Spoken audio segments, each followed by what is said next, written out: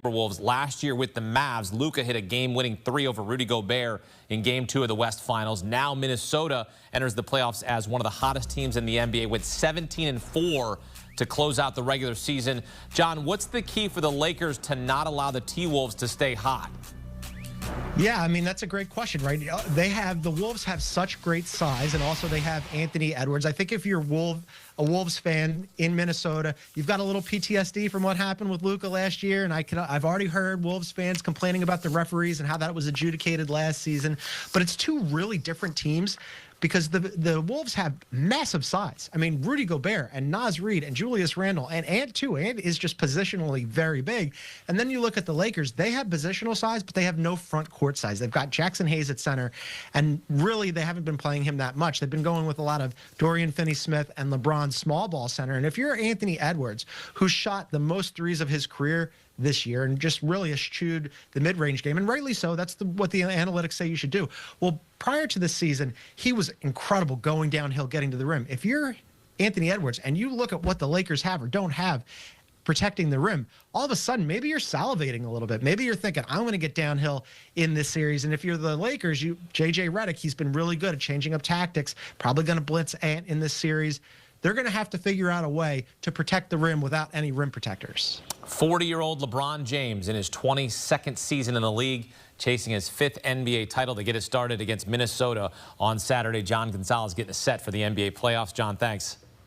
On Saturday, Bucks and Pacers meeting in the first round in back-to-back seasons. Damian Lillard has been cleared of deep vein thrombosis in his right calf. However, he's out for Game 1. 4-5 matchup in the West gives us Nikola Jokic and the Nuggets taking on Kawhi Leonard and the Clippers, followed by the 3-6 matchup in the East, Knicks against the Pistons, then LeBron, Luka, and the Lakers clashing with Anthony Edwards and the Timberwolves in the nightcap. Welcome in CBS Sports HQ NBA analyst John Gonzalez. Start with the first game of the day on Saturday. Bucks and Pacers meeting in back-to-back years. Last year, Giannis and the Pacers won in 6 games. They've got Giannis this year, but Dame not cleared for Game 1. John, how will Dame's absence impact the Bucks? Not helpful. I mean, it's already going to be difficult even with Dame, right? Because, look, the Bucks last year, as you mentioned, they didn't have Giannis. They're a first-round exit. This year, they had a full season of Dame and Giannis. And Dame, a lot of people thought that maybe Dame was washed.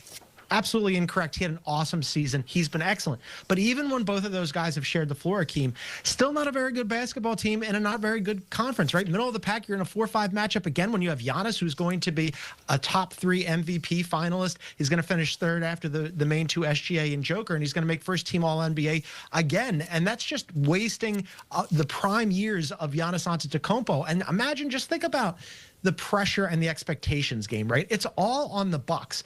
They're facing a first-round exit for the 3rd year in a row. And what happens if they go out again? All of a sudden, it's going to be questions about Doc Rivers, questions about John Horst, and then Giannis. At some point, Giannis is going to look around and go, what am I doing?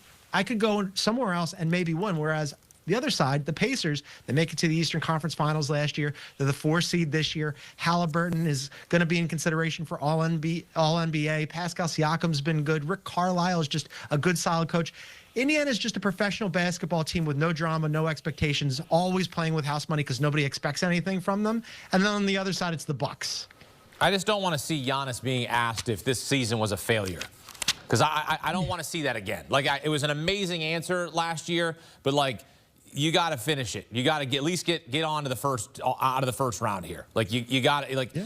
Yes, in some aspects, the season is a failure if you lose in the first round. In other aspects, it's a grind. You learn things about your team, maybe perhaps about yourself, but this is a situation where Giannis has the pieces around him to go deep. Yeah, I mean, look, if you're Giannis and you're a first round out 3 years in a row after winning an NBA championship, I'm sorry. I get what you're saying. There's part of it is the journey and the friends we meet along the way and all of that nonsense. You're Giannis Antetokounmpo. I don't think it's on him. He's been an absolute monster over the last however many months of the season, the entire season, really. But at some point, you have to look at your team and your organization and what pieces that you have to move around, how you can potentially improve and go, I'm not sure I'm going to be able to get it done here. And I think, look, he hasn't exactly put to bed rumors about potentially moving on to a different organization. And at some point, he's going to look at this thing critically and go, it was really fun here. I enjoyed my time in Milwaukee. If I can't get out of the first round again, get me to someplace where I can. That game tips off 1 p.m. Eastern on Saturday. Next game takes us to Denver. Clippers and Nuggets matched up in the playoffs for the first time since the Clippers blew a 3-1 series lead to Denver inside the bubble. This season, Nikola Jokic had one of the best seasons of his Hall of Fame career, third player in NBA history to average a triple-double in a season. Do you believe the Clippers can contain Jokic just enough to win this series? Potentially, yeah. I mean, they're a slight betting favorite here. This is going to be an absolute gangbusters of a series because, again, when we're talking about pressure and expectations, all of the pressure and all of the expectations is in Denver. Nobody expected anything from the Clippers. They've just had a really nice season, quietly so, right? Kawhi Leonard, who has been often injured, often unavailable, didn't start the beginning of the season. Nobody expected the Clippers to do anything. Well, all of a sudden, here comes James Harden, who had been much maligned, had an excellent season. Ivica Zubac, who maybe some people don't realize how good he is, core of that defense, probably going to make all defense. Ty Lue has done a great coaching job, should get some consideration for Coach of the Year, won't win it, but has just done a remarkable job. They're stable. The Clippers, Hakeem, are a stable organization. It's all those toilets. And then you go, yeah, it's the new building, the Intuit Dome. Everybody's having a good time there. And then you look at the Denver Nuggets, who have a championship 2 years ago, and they're anything but stable. They fired their head coach and their general manager right before the playoffs. The supporting cast around Joker has been inconsistent at best between MPJ and Jamal Murray and Aaron Gordon. You're looking at Christian Brown and Russ for help. And then, as you mentioned, Joker is averaging a triple-double, could be, maybe not will be, but could be the MVP this season. It has said he's playing the best basketball of his life. He's trying to drag this corpse of an organization into the second round. It's going to be a fantastic series. That game 3:30, game 1 on Saturday. 3-6 matchup in the East features the Knicks and Pistons. Detroit is the underdog, but they've got Cade Cunningham, who's got that dog in him. He averaged 31 points, 8 assists in 4 games against the Knicks this season, scored 36 in back-to-back games against New York. John, do you expect Cade to continue to be a problem for the Knicks in this first-round series? Yeah, absolutely. I mean, the Knicks are the betting favorites, but the Pistons won this series during the regular season 3-1. And again, all the pressure on the Knicks. They have real expectations this year, right? Everybody expected them to challenge in the Eastern Conference. Well, then here come the Cavaliers. The Celtics have been clearly better. They've been just solidly the third best team in the NBA and the Eastern Conference this season, which I'm not sure gets you very far. Now, their starting 5 on paper is better than the Pistons. They have 2 All-NBA selections in Cat and Jalen Brunson, and OG and Mikal Bridges and Josh Hart have been great.